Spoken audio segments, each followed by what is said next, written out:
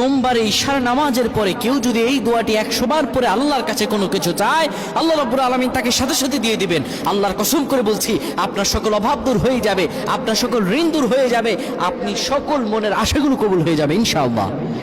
কেউ যদি সোমবার বরকতপূর্ণ রাত, এই সোমবারে আমার রাসূলুল্লাহ দুনিয়াতে এসেছিলেন, সপ্তাহে রোজা রাখারও সওয়াব আছে এই দিনে। কোনো ব্যক্তি যদি সোমবারে ঈশার নামাজ পড়ে সুন্দরভাবে ওযু করে কিবলামুখী হয়ে বসে ইয়া যাল জালালি ওয়াল ইকরাম 100 বার পড়ে, 30 বার দুরূদ শরীফ পড়ে, 3 বার সূরা ইখলাস পড়ে, 3 বার সূরা ফালাক, 3 বার সূরা নাস পড়ে, 10 বার দুরূদ শরীফ পড়ে, আল্লাহর কাছে কোনো দোয়া করে, আমার রব্বুল আলামিনের কাছে দোয়া করতে দেরি হবে, কিন্তু আমার রব আল্লাহ রব্বুল আলামিন দোয়া কবুল করতে দেরি করবেন না।